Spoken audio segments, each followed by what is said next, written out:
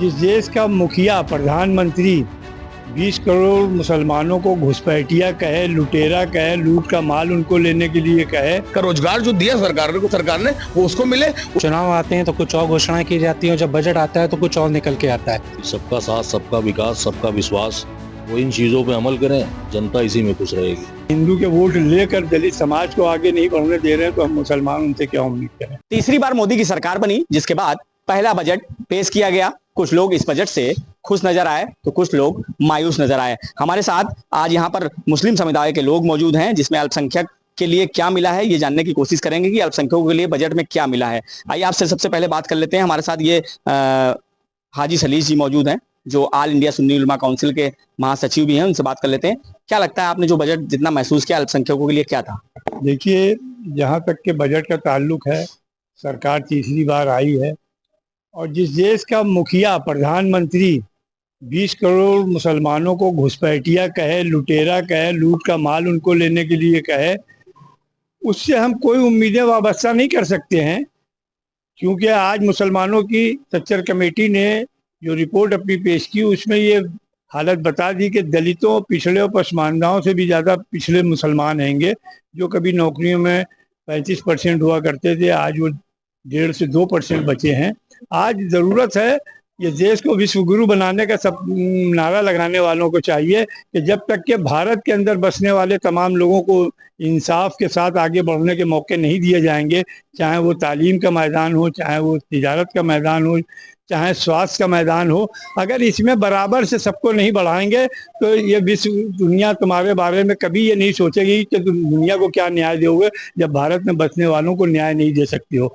तो आज मदरसे हों या हमारे कॉलेजेस हों, उनमें आप ये देख रहे हो कि जो जिनको हिंदू कहते हैं, जिसके हिंदू के वोट लेकर दलित समाज को आगे नहीं बढ़ने दे रहे हैं, तो हम मुसलमान उनसे क्या उम्मीद करें। आपसे दोबारा बात करेंगे।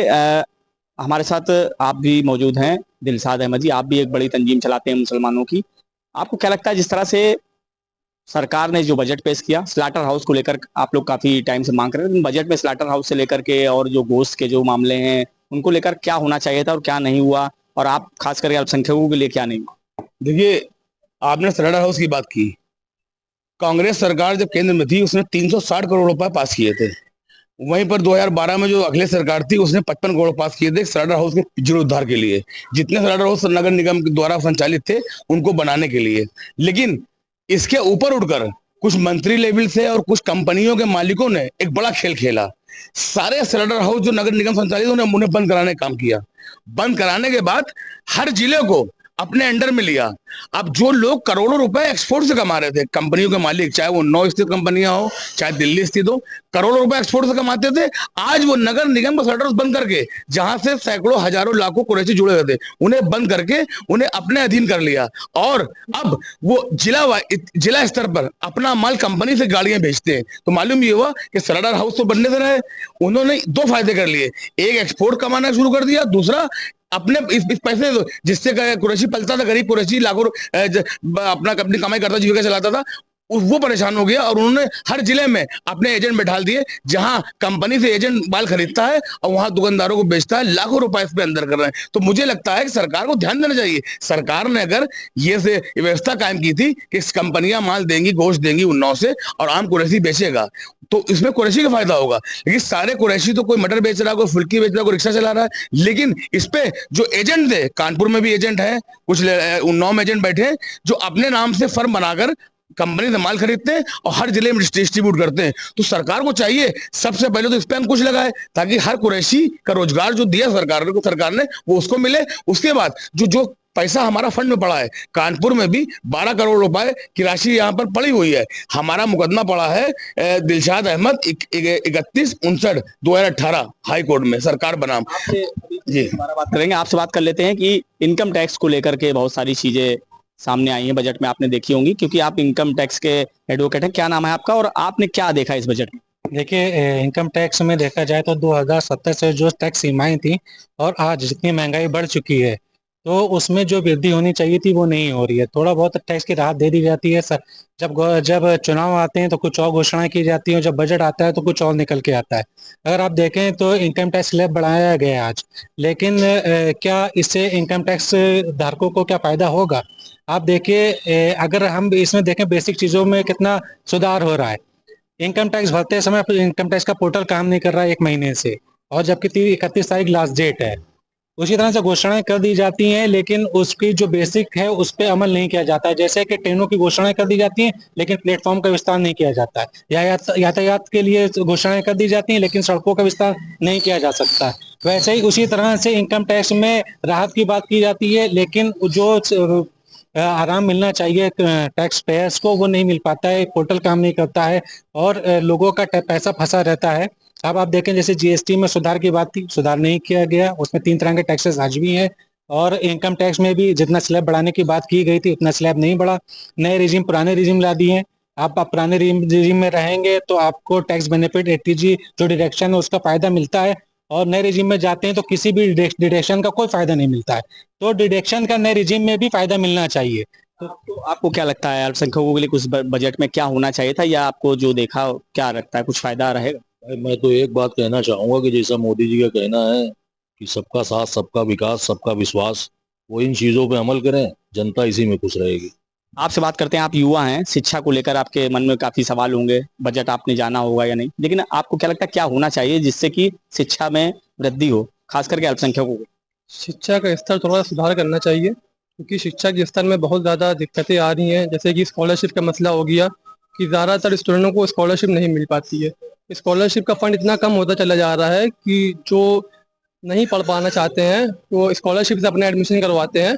उनकी स्कॉलरशिप आ नहीं रही है तो वो आगे पढ़ ही नहीं पा रहे हैं। तो इसलिए मेरा कहना ये है कि सरकार को शिक्षा में सुधार करना चाहिए और स्कॉलरशिप का थोड़ा फंड भी बढ़ाना चाहिए, जैसे ओबीसी और SC ST के लिए भी बढ़ाना चाहिए, जिससे कि शिक्षा में थोड़ा सुधार हो और लोग ज़्यादा से ज़्यादा अच्छा पढ़ पाए। आपको क्या लगता है अग्निवीर जैसी योजनाएं, आपके जैसे युवा उसमें जा रहे थे, आप क्या कहते हैं कि बजट में किस तरह का आपके युवाओं के लिए क्या दिखा आपको? बजट में हम युवाओं की तो दो ही मांग रहती है, एक तो शिक्षा पर और उसके बाद दूसरी नौकरी। तो शिक्षा में होना चाहिए था कि जैसे ग्रामीण क्षेत्र हैं वहाँ पे कंप्यूटर सेट होने चाहिए, और जो सरकारी स्कूल हैं उनका विस्तार होना चाहिए, और ये सब मामले जो हैं ये बजट में होने चाहिए थे। मदरसों को लेकर एक बार बात कर लेते हैं कि मदरसे हमेशा से मुद्दे रहे हैं, मदरसों को लेकर क्या होना चाहिए? जब सरकार बनी थी तो एक नारा सामने आया था, एक हाथ में कुरान एक हाथ में कंप्यूटर। कहाँ नजर आ रहा है, कुछ नजर आ रहा है आपको इस बजट में या पहले कुछ? देखिए, मदरसों के ताल्लुक से अगर हम बात करें तो जो इनका बजट 2022-23 का था शिक्षा पर 10 करोड़ हुआ, फिर 5 करोड़ हो गया, फिर 2 करोड़ हो गया। तो शिक्षा पर तो इनका ध्यान नहीं है। अगर आप उत्तर प्रदेश की बात करें तो 16,000 मदरसे ऐसे हैं जो मान्यता प्राप्त हैं, 8500 ऐसे हैं जो गैर मान्यता प्राप्त हैं, और 560 ऐसे हैं जो सहायता प्राप्त हैं।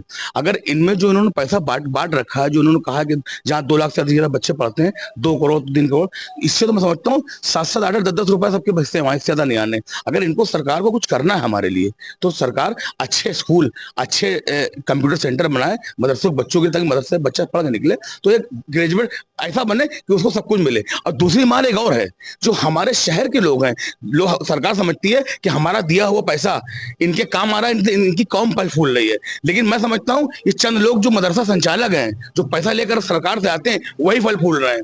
कल वो एक झोपड़ी में रहते थे, आज बड़े बड़े फ्लैटों में रहते हैं। तो मुझे लगता है कि फलने फूलने का काम जो है मदरसा संचालकों का कौम करना है। आपको क्या लगता है मदरसों को लेकर क्या होना चाहिए और क्या नहीं हुआ? इससे मायूस हैं कि क्या कहना है मुसलमान मदरसों को लेकर? अल्लाह से करे दूर तो तालीम भी फितना, औलाद भी इमलाक भी जागीर भी फितना, नाहक जो उठे शमशीर तो शमशीर भी फितना, शमशीर ही क्या नारे तकबीर भी फितना। सरकार की ये जिम्मेदारी बनती है कि तरक्की याफ्ता ममालिक की लिस्ट में जाने के लिए उस मुल्क के नागरिकों का एजुकेशन स्तर क्या है, मदरसा हो या मठ हो या अल्पसंख्यक स्कूल कॉलेजेस हों, इनमें एजुकेशन का स्तर क्या है। भारत में 2 प्रकार की शिक्षा नीति चल रही है।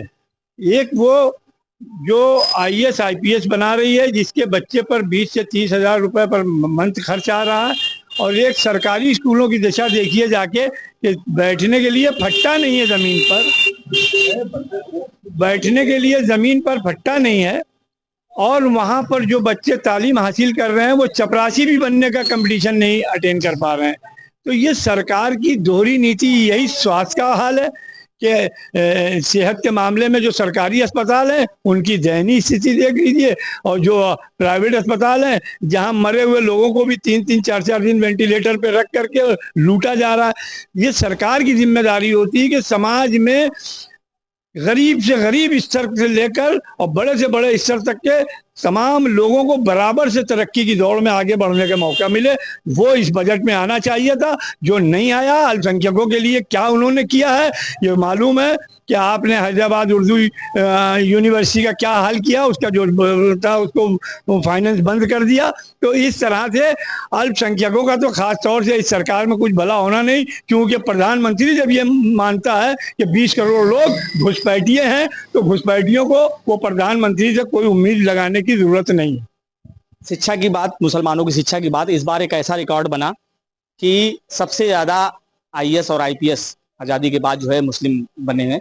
क्या लगता है आपको कि मुसलमानों में शिक्षा को लेकर एक जागरूकता आई है, बेदारी आई है, लेकिन आगे क्या होना चाहिए कि जिससे बजट में भी ऐसा आता कि जो लोग और प्रोत्साहित होते?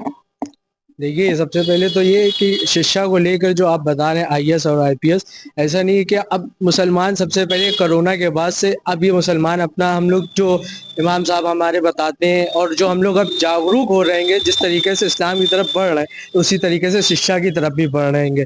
और शिक्षा में ऐसा नहीं है कि पहले के लोग, पहले के टाइम पे जो नॉन मुस्लिम लोग होते थे वही सब IAS IPS वगैरह सब बना करते थे, हमको इससे कोई तकलीफ नहीं। लेकिन अब आज के टाइम में हमारे मुस्लिम भाई लोग भी सब इस चीज़ में वो कर रहे हैं, हिस्सेदारी बन रहेंगे और आगे चल के आने वाले वक्त में बनेंगे भी और करके दिखाएंगे। लेकिन सरकार नहीं देती है, सरकार मुस्लिम लड़कों को मुस्लिम नाम के वर्ड से देती नहीं है कि उनको ये IPS और IPS का ये चीज़ जो दिया जाता है तो ये देती नहीं है। इस वजह से नहीं देती कि उनकी अलग ही सोच है कि तो उस पर एक यही है कि सदा एक ही नाव पे, सदा एक ही वो ना चलो कि जिधर हवा जा रही है उधर पर नाव की तरीके वो ऐसा चीज ना चलो। बस ये तरह से आपने देखा कि यहाँ पर जो लोग मौजूद हैं वो अल्पसंख्यक हैं और मुस्लिम समुदाय के लोग हैं। उनका साफ तौर से कहना है कि जो बजट आया है उससे वो खुश नहीं है बल्कि मायूस हैं। कानपुर से संदीप सविता, श्रेष्ठ यूपी।